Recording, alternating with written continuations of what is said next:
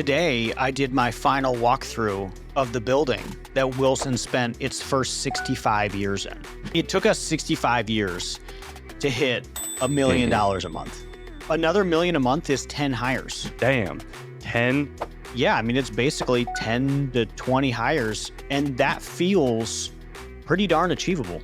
It took us 65 years to hit $1 million a month.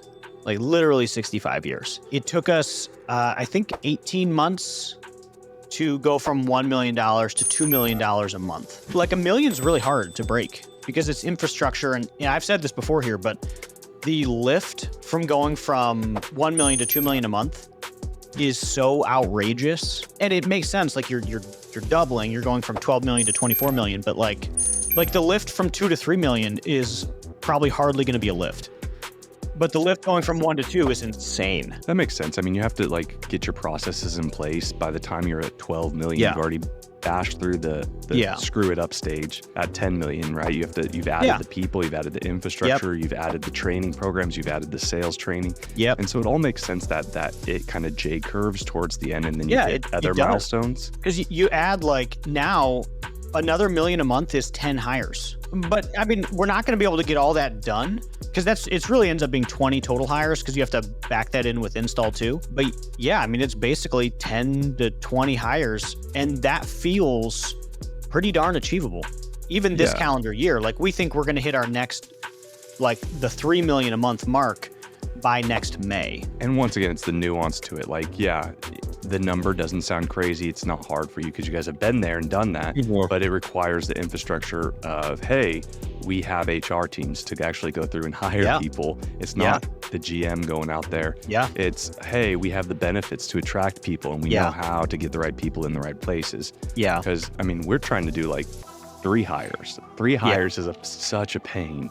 Like, so when you say 10, I laugh because it's like, damn, 10, I can't fathom. 10's a lot. Like 10 would be a lot for us. Like that will happen in the next year. 10 service sales hires. But like that's not going to be next month. So the crazy part that we've ran into too with this is as we like get more people on board, and we've hired 3 more people, like the landlord called me the other day and chewed my ass. Jack, I would never have rented to you, the lease to you. Because we held an all-team meeting, like we held a company-wide meeting. And I mean, we definitely were assholes. Like we took up every parking spot in the entire complex. And like we have 18, 19 people now, and we're hiring 3 more. So 20, 21, 22. Like I can't believe how big of an issue trash becomes, and then parking and like office space. Like, when we started this, I was out of a storage unit, and now like kind of that same J curve is a year and a half later, not even, we are running out of parking. But like, what was the moment for you where like you kind of fell into your first building, right? When you bought the business, it was already there. Yep, already there. What was the big kind of reasoning in the lift to get to where you are now? This was on the brain earlier today. Today, I did my final walkthrough of the building that Wilson spent its first 65 years in, which is insane. Right? So my grandfather bought this building back in the like 50s, and we've been there ever since. And it was a huge building, 26,000 square foot. We kept remodeling and expanding, and people had double offices, and parking was a problem for like the last 4 years. Like we ran out of room years ago. So having multiple locations was partially because we bought the businesses, but also we could never have combined if we wanted to because we didn't have the physical space set up for it. So we obviously moved. I've talked about that a lot on the show, but we moved and we shut down all those external locations and we combined them all into one, which was a ridiculous lift. And so what we were looking for in the building was we wanted somewhere that we felt like we could spend the next 10 years, which was probably a mistake. Oh, because you've already grown it already. Yeah. Yeah. I mean, there you go. We still have room. We do, but it's coming faster than I would have thought. So we're definitely not busting at the seams like we were at the last building. But I think within a year or 2, we will. Like we filled a lot of offices faster than I thought we would.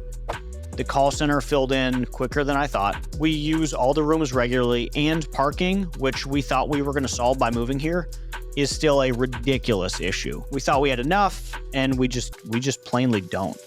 So that's kind of like, that's super frustrating. Like, we should have moved somewhere with 200 or 300 parking spaces, like a shut down Toys R Us or something like that is probably what we should have done.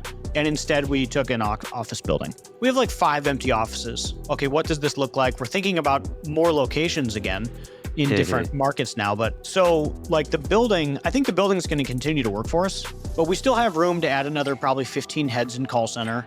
Is only double our current call center. So that's not like a crazy number, 15, which like we'll probably hit that in the next 2-3 years.